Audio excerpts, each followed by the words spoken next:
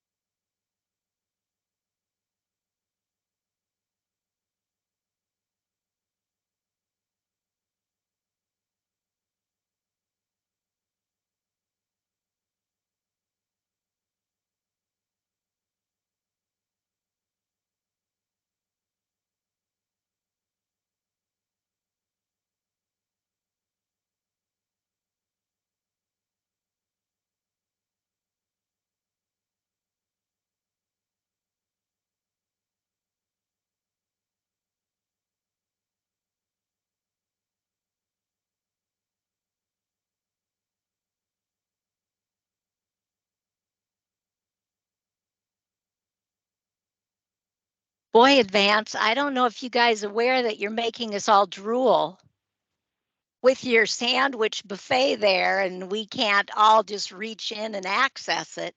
Lucky you guys. We take our lunch and learns very seriously. Well, that's good. That's good.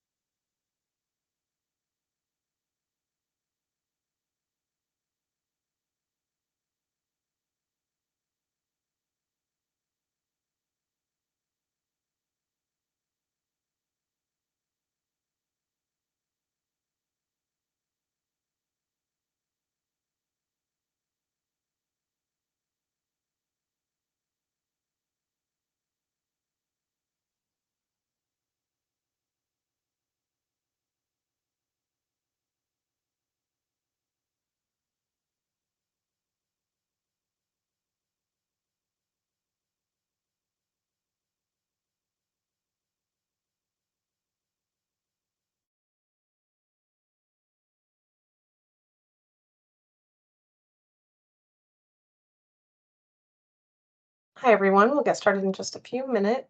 Well, actually, probably 1 minute. We'll make sure we have our partners at RSM with us.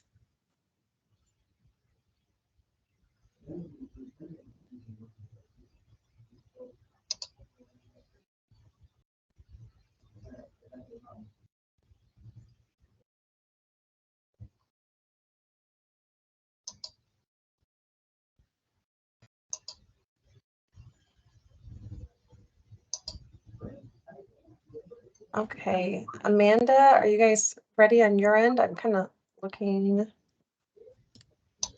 to make sure Jay's is on. Okay, I see Tyson. So I think Tyson, if you're able to share, maybe make sure that we can all see it.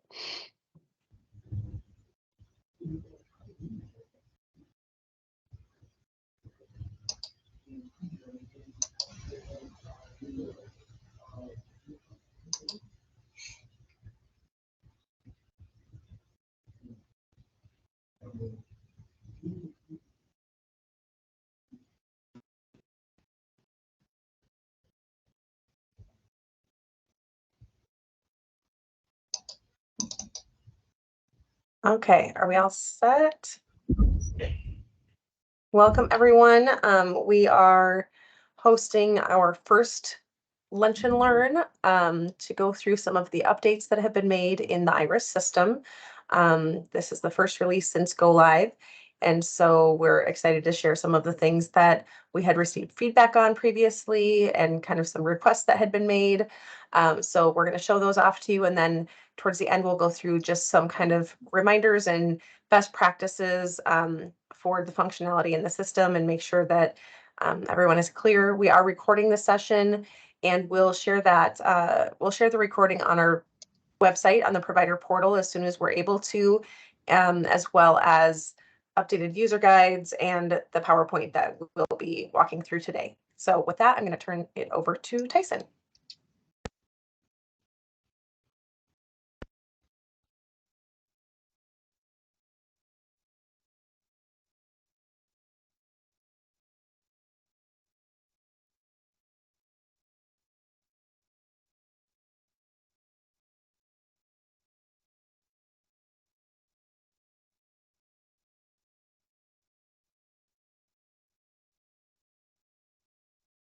All right.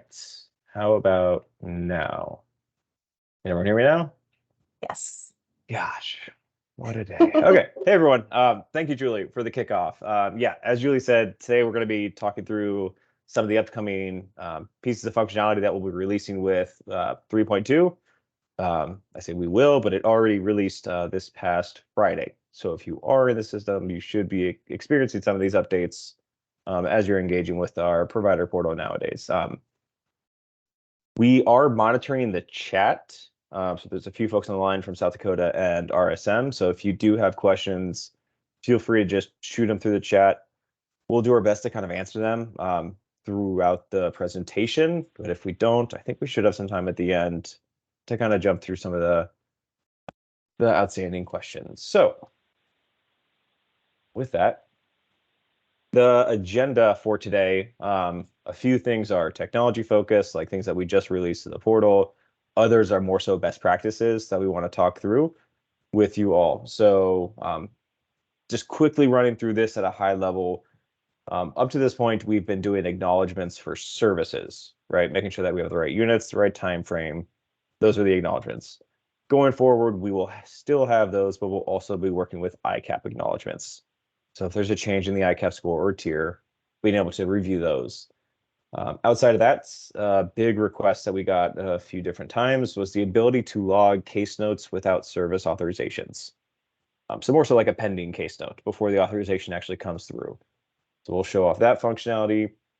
The billable note, if a billable note has gone through the process, we now have the ability to kind of send it back to a draft status in case a note was missed throughout the process.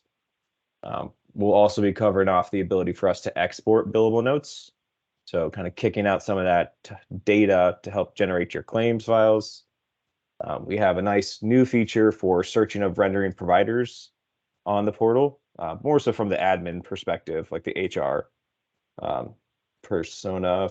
Then one piece that we just want to quickly recap, it's not necessarily new, is the provider credential creation. So showing off where you can go and create credentials for your employees, which are going to be required for a few of the services that we need to deliver. So we'll talk more about that. And then from there, I think the last point that I'm going to be hitting on is going to be the service request versus a service authorization. Just more so talking through how they're different and how they both play a part in the process.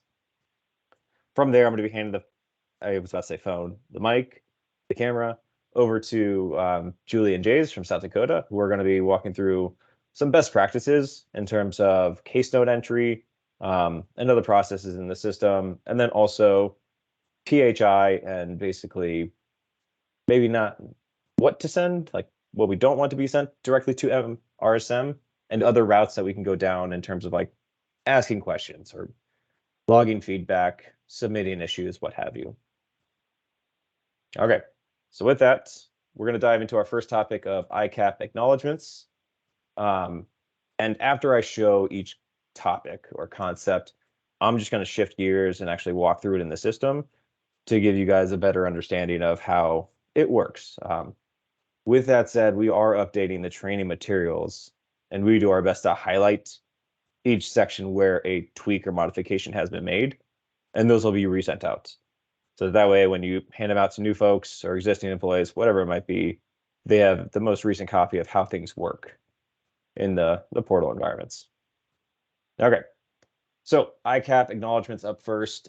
These are going to work very similar to the existing acknowledgement process for service requests. So currently today, if somebody was looking to use your CSP agency on a group home authorization, or maybe it's behavioral supports or ISE, you would receive an acknowledgement saying, here are the units, here's the start date, the end date, here's how much we're basically going to be authorizing you for group home. And you would reply back, this looks good, or there's corrections needed. Now we're taking it a step further so that if the participant has a change in their ICAP score, right, we are going to send an acknowledgement your way, identifying that and calling it out. This plays a heavy part when it comes to residential services because a change in score could impact a change in tier, which then impacts the rate that's associated to that service. But we'll be sending it out to all providers who are tied to a service request. And in order to access this, all you would need to do is basically go and follow your same process, right? We didn't change anything about that. You'd really go to the DSP dashboard, click that drop down, and from there you could directly click on acknowledgements, or you could find them under the CSP overview page. I think it's on the first tab that you look at, right? So quickly showing that off. I'm going to pull up my other screen. Okay, I lost everyone's. How's the Zoom? Does that look good? And Saints nods. Okay. So for something like that, here I'm logged in. I think I'm for ABS. But if you click on the DSP dashboard, you still have all your same general navigation. And I'm just going to scroll down to acknowledgements here. And when I click on that, I have all that are pending review. And if I scroll down, now I see that I have an acknowledgement record for the actual ICAP update. So basically, a new ICAP score was logged for John in this case, and it needs to basically be reviewed by me and approved. Once that happens, the process just continues on as it normally does today, where it would then go through CSP review, no, CSS review, fiscal, and then the PRG, right? But outside of that, the process really remains as is. All right. That was a quick one to kind of get the ball rolling. The next one is going to be one of the bigger changes that we're pushing. Okay. Case notes without service authorizations. So this has come up. There could be a few different reasons why you don't actively have an authorization out there. But what we allow you to do is basically come in and create a draft case note, for lack of a better term, where you get to identify who the participant is, what service it is, and then you enter the start date, the end date, the description, and the place of service. Everything really follows the same path in the system. In order to get to like the place to create these case notes, there's two different options. For DSP users, they can go to their DSP dashboard, and from there, they'll scroll down and they can see the actual case note subgrid. At that point in time, there's now a create button that they can just hit and just start the process for case note creation. If they don't typically work from their dashboard, they could go to the case notes directly off of the primary navigation. From there, they'll see a complete list of their notes, and they also have the ability to hit a create button. Right, so just walking through that. This, I believe, is from the primary navigation. Right, so I see my case notes. There's still the view selector. But on the right-hand side, all I have to do is click the plus, like the create sign or button. All right. The next area is going to be off of the DSP dashboard. And so within here, you still have all of the authorizations that you have access to, but maybe you don't see the one that you're looking for. So you come down to my case notes and you click the create button, and this will bring up a new form for you to start entering information in. When you do that, the form is going to look a little bit different, not terribly much, but the first thing you're going to see in the general section is whether or not there is a current service authorization. It's going to default to no when you navigate from your dashboard or from just the overall list of case notes. When it is set to no, it's under the assumption like there isn't an authorization, but we still need some way for us to make notes about who this is for. So what we allow you to do is enter in the participant name. It's just going to be free text. So you can type in John Doe, or you can type in last name, first name.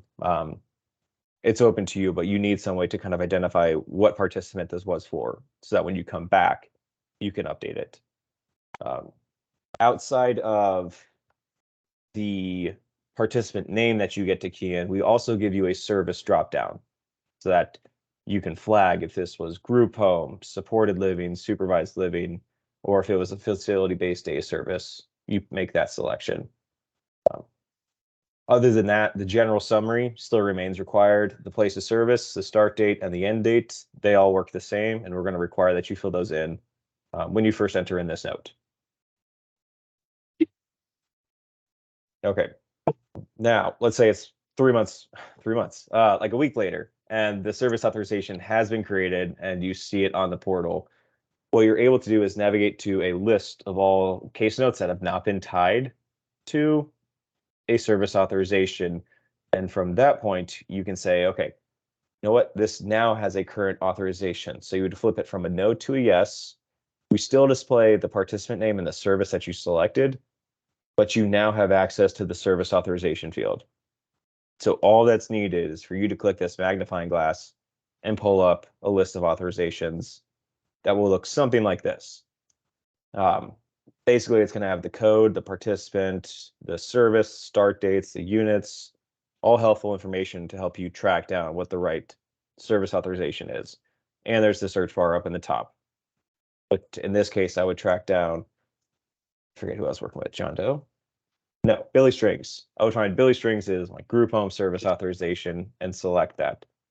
And then once you make that selection, the process remains as is, to where you would submit it to your supervisor would approve it, and then it would run through the remainder of the billing process. All right, I'm going to walk through it in the system, and then at that point, I'm probably going to just take a quick pause and see if there's any questions around this. Okay, so right now I'm looking at an acknowledgement. Right, where am I at? Is this test? This is test. Sorry, I've got too many tabs open right now. So let's pull you out. Okay, so I'm looking at acknowledgement, and I want to just go to my dashboard and show option number 1 of where I can create a case note. So from here, I just click on my DSP dashboard. It's going to bring me back home. So I see all the service authorizations that I currently have access to. And if I continue scrolling down, I have a list of my case notes. These are currently defaulting to returned ones, so ones that I would need to make changes to based on supervisor feedback. But what I can do is click create here, right? And just for awareness of time, you can also come at it from this angle. So if you just wanted to navigate from this drop down directly to case notes, you can do the exact same thing. It's just 2 different areas based on your preference. So I'm going to click create, and it's going to bring up a new screen. As I mentioned, the current service authorization defaults to no, right? So I have the ability to free text type in somebody's name here. I also have a service dropdown to where I can pick from the available services for CSP organizations, right? Like you won't see case management services in here by any means, but you have the ability to select one of these that you're delivering. If you, at this point in time, just prefer this route, you can say, I have a current service authorization, and then you would just go down the normal route of selecting whatever that was. Right, for the sake of this, I'm going to leave this as no, a current service authorization doesn't exist.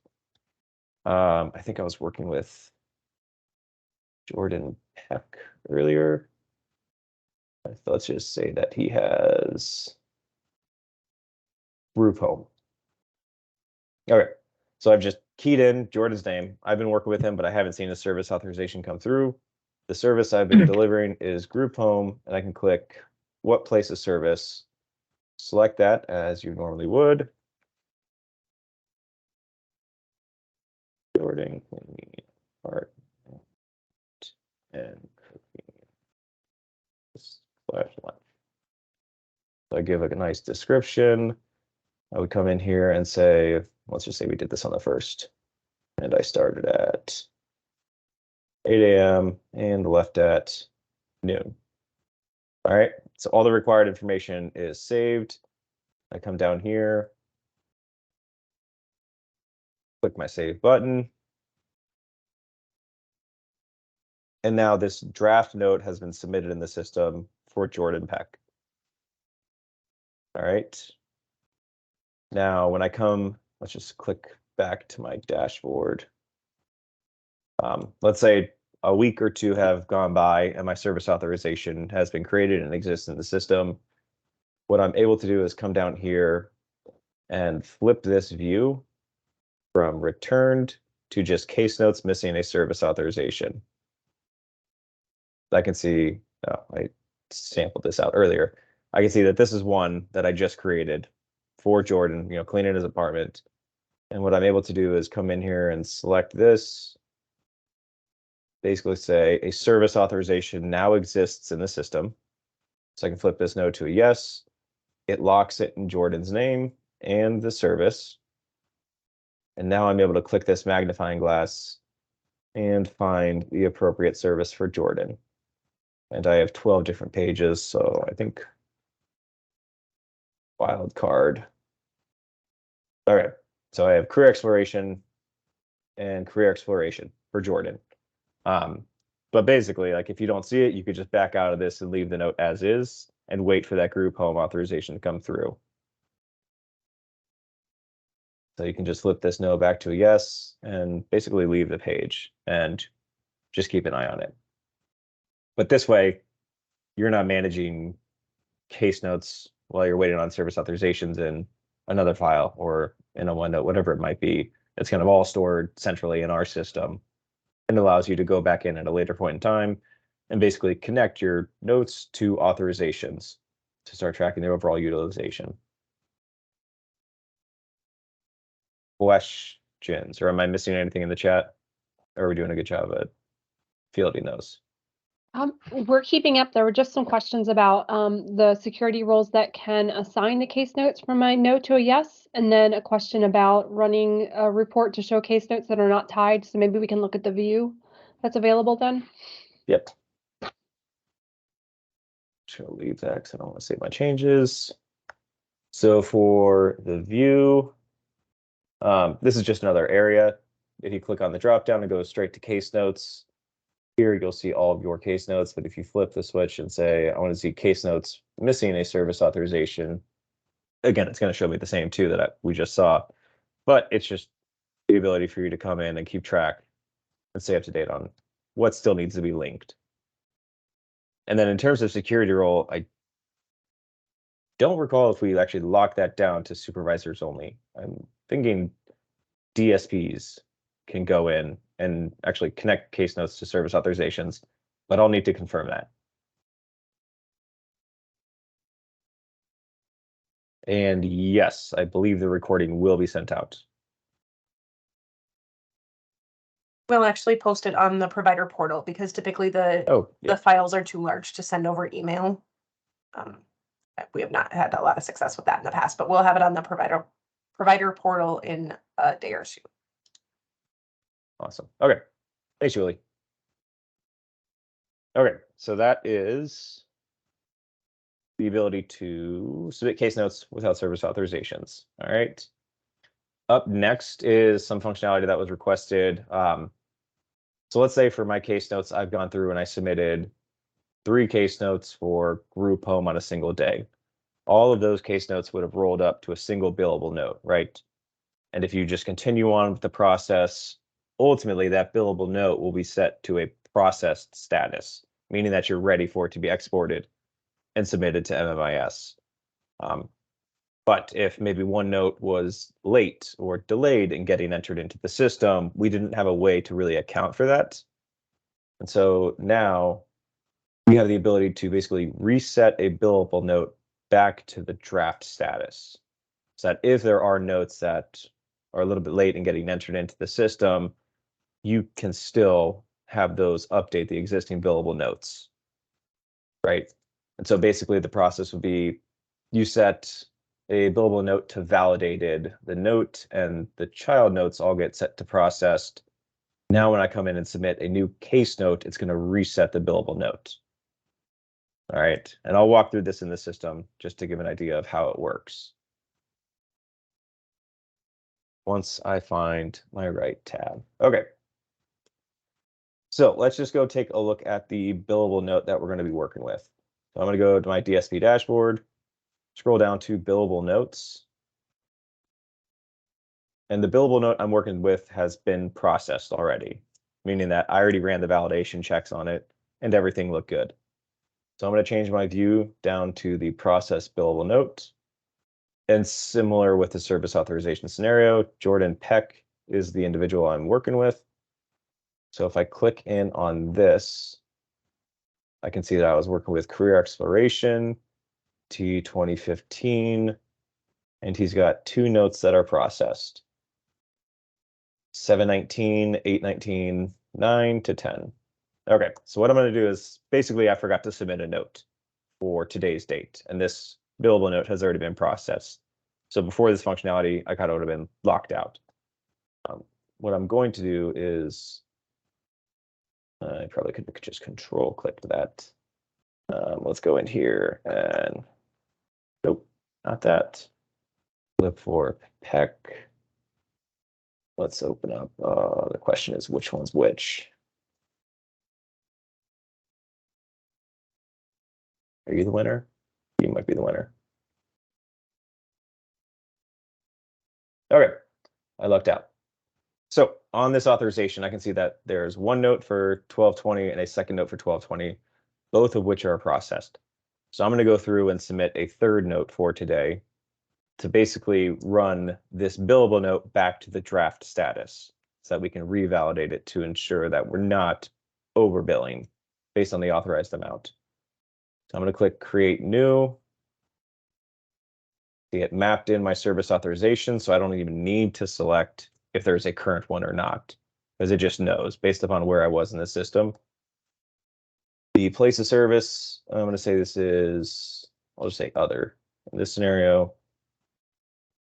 I'm trying to think of when I spent time with them earlier. Let's do 11:30. And we'll go to 12:30. What time is it my time? Yeah, okay, that'll work. So I come in here, then I'm with Jordan on career exploration. I should have studied those sample descriptions more.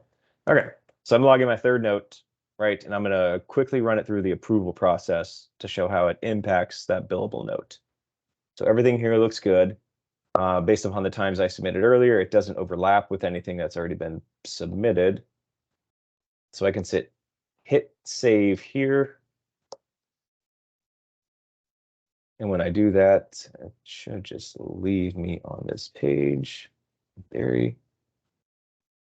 All right, and I do have elevated permissions. I have, I think, supervisor and billing admin. So everything looks good from my end. I'm going to submit the note. A new feature that's coming is basically this window here.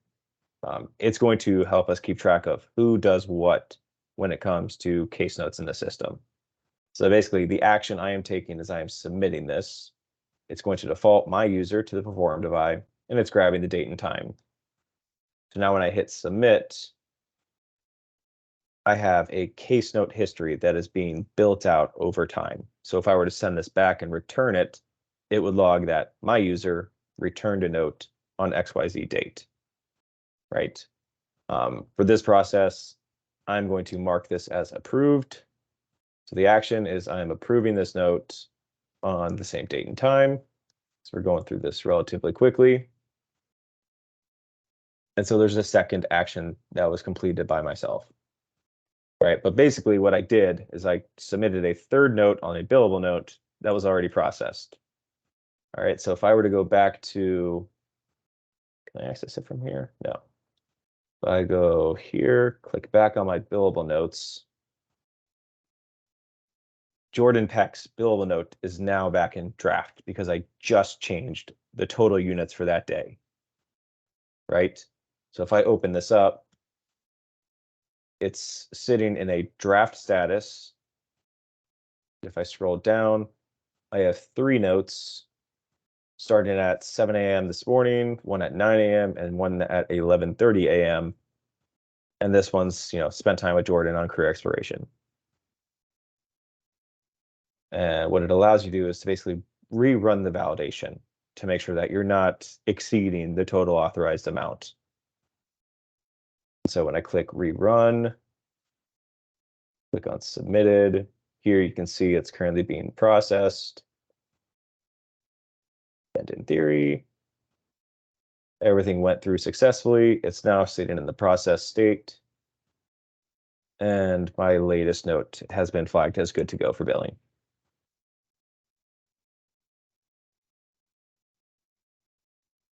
All right. Any questions on that? Okay. If you do, just throw them in the chat. Up next is the ability to export billable notes. So basically taking your billing data and kicking it out to Excel to help generate the claims files that you guys are working with today.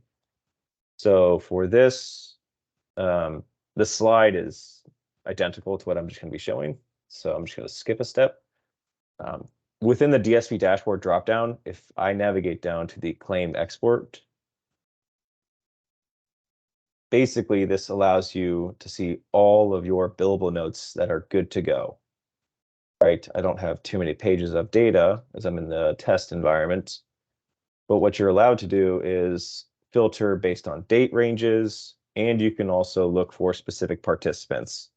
That if you only wanted to export Jordan Peck's billable notes, or maybe John Doe's, or whoever it might be, you have the ability to filter to only see their information. Right, so for this, let's just do the month of November's got some data. Let's go first through November 30th and hit apply filters. It then sorts out everything to only give me information for Sonia and around and Mark. Right, and so all you need to do now is click this export button, and it would just push it out to an Excel file, but it gives you all the needed information for claims generation based upon our understanding. So you're going to have the billable note ID, you have who the participant is, their Medicaid ID, you have the service authorization code, the start date, end date, the place of service code, the service code that applies to each service, the modifiers, which I think comes more into play when you get to like the residential settings, diagnosis code, billable amount, units, MPI number, and the overall status. But everything here should be what you need to generate the claims files. All right. And again, to access this DSP dashboard, down to the claim export. All right, I think I have two more quick ones. All right, up next is more so the HR hat, as I think of it. It's going to be searching for rendering providers and then the ability to add credentials or certifications. It's one of the two. We're going to find out in a few minutes. But if you come up to the CSP admin, only select users have access to do this. And you click on rendering providers. This search box is new, right? But it helps kind of eliminate some of the need for scrolling through rows and rows of data. And so as before, if you were looking at all employees for your agency, you'd have to click through the various tabs to identify who you, or to find who you were looking for. Granted, Sonia's at the top of my list. But if I just type in Sonia's first name, it just it hides everyone else, right? It searches for the appropriate contact in the system for you to open up the record and make modifications to. Right, or if you just need to check to see if somebody's already been added to the system or not, you can quickly skim through your employees to identify whether or not they are there, or to just quickly locate them. All right, small UI enhancement. Okay. The last topic that I have is going to be creating credentials. I keep saying credential or certification because I honestly forget which one it is.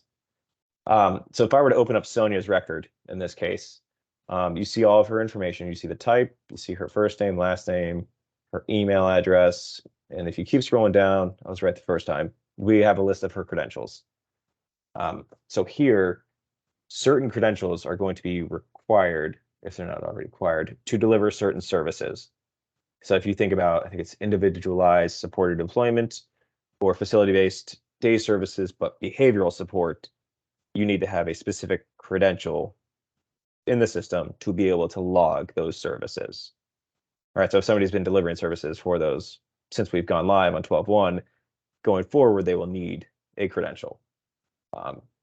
And in order to actually track those as a system admin on the back end, all you need to do is find those employees, open up their credentials, and click Create New. What this is going to do, it's basically going to allow you to come in here and select a type. I'm going to say certification. I could be wrong. And then clicking the credential type, you will now see 7 different options in terms of what you can track.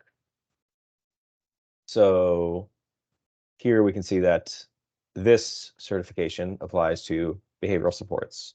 We have behavioral supports and behavioral supports, and then ISE has these 3.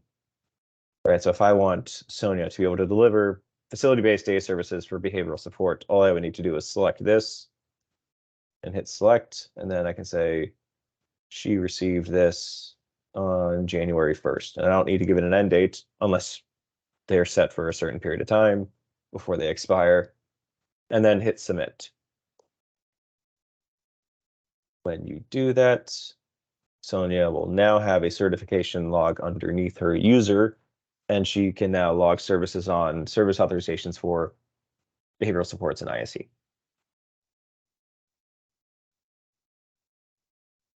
All right. Let me open up my PowerPoint and figure out where I'm at. Okay, so just quickly catching up. We went through the topic around exporting billable notes, the nice quality of life improvement for searching on your employees to quickly find who you're looking for, and then the ability to log credentials for those employees so that they can deliver the services that they're authorized to deliver. All right, so that was everything for my demo.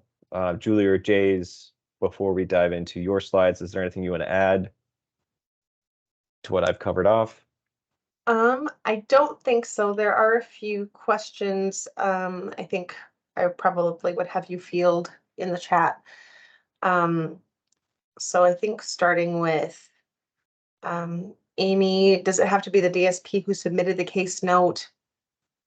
Not linked. So going back to the service to create case notes without a service authorization, does it have to be the DSP who submitted the case note that changes the no to a yes? No, I don't believe Okay. so. It should be the supervisor as well, Okay. potentially the building admin. But yeah. The next one is, do DSPs only see their own case notes in the live version? When we were doing our training, they were seeing everyone's case notes. I think I know the answer to this, but I just want. I believe that they'll still see everyone's, but that's why the search function exists, right? They will see every case note for the authorizations that they are tied to so that they know what others are delivering, Yes. so that they don't like dual enter or whatnot. But yeah, we're filtering it based on the authorizations they have access to. Okay, so then the next one is, what happens if the billing admin has already pulled the billable note for billing? I think this goes to the export. So We might, this came from advance, so if you need more detail.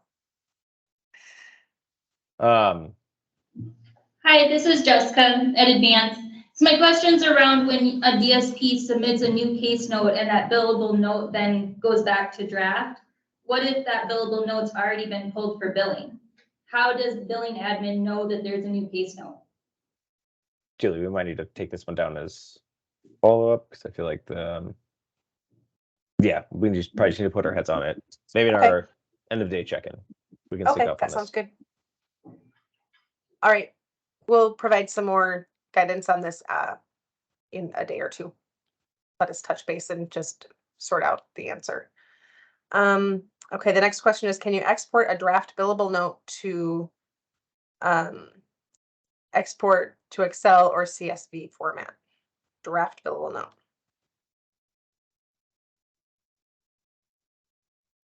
Which one was this? Sorry. This is Vicky's. Can you export a draft billable note to Excel or CSV?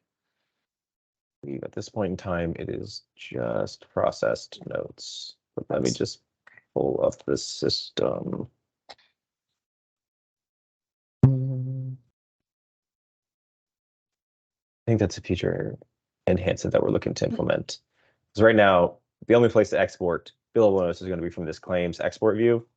The thought is that you'd be able to do similar exports with like draft billable notes or submitted billable notes, basically kicking out the data at various points in time. Doesn't currently exist, but it's feedback that we've already gathered during the UAT sessions that So happened earlier. future enhancement, Yeah. right? Okay. Yes. Okay, is there a way to search by credential type to get a list of rendering providers who have a specific credential? Good question. Not currently, no. But we can document that as feedback. We could also have maybe potential workarounds, but yeah, not currently. Okay. And then the next question is, a staff without those credentials assigned won't be able to document under those service authorizations. That is correct. And the Correct. system does automatically execute that. So a case note for individual supported employment couldn't be, would it get kicked back, Tyson, if they don't have the proper credentials? Yeah, it would error out. And That's then the one of our last one validation is, checks. oh, sorry. And is there a way to delete a case note? No, that is a great topic that we documented, and it is, I think, one of our higher priorities, just because if you submit it for the wrong service authorization, it kind of has to run through the process to get returned. So that is something that we're looking to implement sooner rather than later. On that same topic, is there a way to delete a service authorization? We're seeing that case managers are creating multiple service authorization. If we are wanting changes, instead of changing it, they're just creating another one. So now we have multiple service authorizations. We're seeing that. And so do we just acknowledge them all, even though they're multiple and they're the same ones? Danny, we might need a couple examples. If you could email, Okay, email some examples to Carrie DeGriff. okay, So we can kind of look into that, because we were experiencing some issues with the acknowledgements and having numerous acknowledgements, but that should have been fixed in the release that just came out Monday. So yeah, if you can send more detail to Carrie DeGriff, then we can kind of okay, look into those specifically a little bit Okay. more and figure Yeah, out what 'cause the we- issue is. okay. Because we were trying to get corrections made, and instead of making the corrections, they just created another SCR. So then we have multiple for Right. one person, for people. So, okay. Yeah, that makes sense. And that's actually probably, I think as Jays and I kind of get into the next few slides, we can talk about that. Because we've made a couple updates on the case management side that you might see some minor impact on the CSP side as well. Okay, so that's something when I reach out to Carrie, then you guys can take those out, hopefully. Well, we'll look further into it and try to Okay. figure out kind of what exactly happened, and if they need to be, if there are authorizations that need to be deleted or that are duplicate, then we can address that on our end. Okay, all right. Yep. Thanks, Julie. Yep, no problem. Okay, and then a couple more questions. If you reject a case note, is that like deleting it? Yeah, sorry. Basically in the system, we don't like to delete data. We like to just deactivate it, turn it off so that it's always there, just in case we were to ever need it again. But yeah, rejecting it basically stops it dead in the water, and it doesn't go any further forward. Okay, and then when will ICAP acknowledgements begin? So when those, this release was implemented on Monday. Mhm. So if there is a service change request that has an ICAP change on it, then you should be seeing those, you should be getting those acknowledgements now.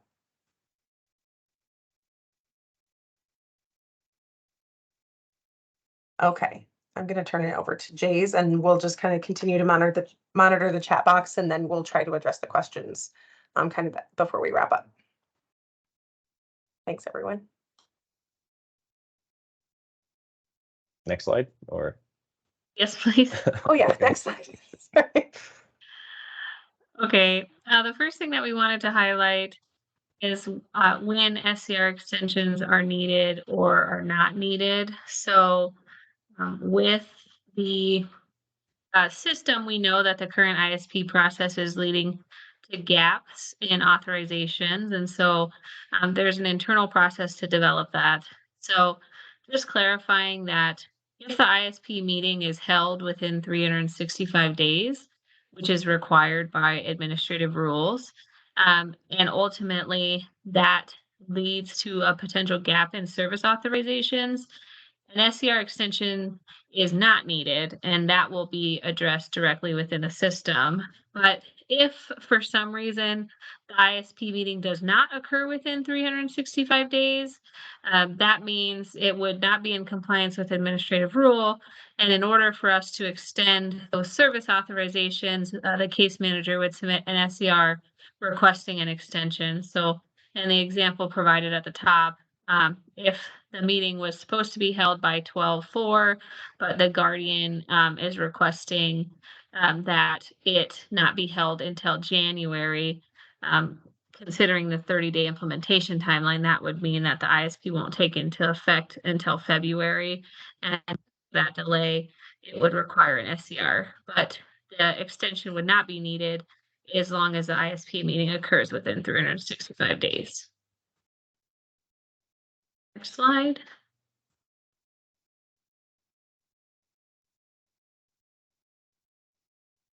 Oh, this one's me. Okay, so just wanted to clarify because over the past couple of weeks, we have seen some kind of inconsistencies in how supporting documents for service change requests are coming to the division. So we notified case management providers that case managers are responsible for submitting that supporting documentation. So our DDD staff, when they're reviewing those SCRs, are checking the case management folders in our secure FTP drive. And so we have seen a few supporting documents that have been dropped into a CSP's folder, but our CSSs are not looking in each specific CSP folder. We're looking in the case management folder. We've created specific locations around supporting documentation for service changes. So that's where they'll be looking. And so that supporting documentation does need to get submitted by the CSP. Perhaps if, for example, like it's a reduction of services notice, that should be submitted to the case manager, and then they submit it to the secure FTP when they submit the SCR. We did clarify this with case managers on Monday during their lunch and learn session also, but just wanted to get a little bit more specific on kind of the naming conventions of those documents. We were seeing just some files named as reduction, but because we're receiving lots of requests on a daily basis, we want to make sure that we know the person's name and the date of the request, so we can better and more efficiently find the supporting documentation and make sure that it meets requirements. So you can see some examples here for naming those specific kinds of documents that we would expect to see submitted with SCRs. Okay, I think next slide. So the next one, and we sent a message about this about a week and a half ago, I think, but just wanted to provide another reminder that we do not want to have our partners at RSM receive any personal or protected health information via email. So we want to make sure that we're using the help desk functionality. And I think just since we've sent out this guidance, we have seen an increase in the use of the help desk, which is fantastic. So we appreciate everyone cooperating. That makes it really easy for us to track which issues people are experiencing and when it was submitted, and we can respond much more efficiently that way. So if you're a CSP user and you are submitting a help desk through the portal, that detailed description, the user's name, the participant's name, if applicable, the action you're trying to take, and if you're getting an error message, please provide as much detail as possible. Case managers, because they're using a slightly different platform, they can include a screenshot or a link to the record that they're working on. So that is really helpful also. If you are experiencing issues in the test site, submit a help desk ticket in the test site, and we'll try to keep an eye on those. Let's see, if someone is having a hard time signing in, a supervisor or perhaps a colleague in that same organization can submit a help desk ticket on their behalf. But please ensure the user's email address is included in that description. That reduces the back and forth that we have to do to get more detail, and we can resolve that more timely. If for some reason entering a ticket is not an option, then send the information outlined above into in a secure email to your assigned community support specialist at the division. So with that, I think that takes us to Q&A, which we've already done a little bit of, but are there any other questions?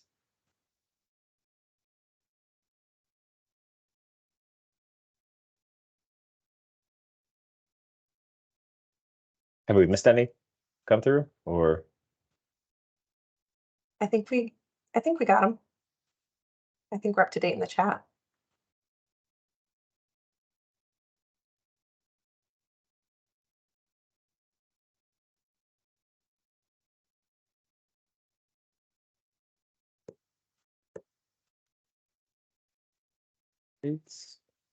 Okay.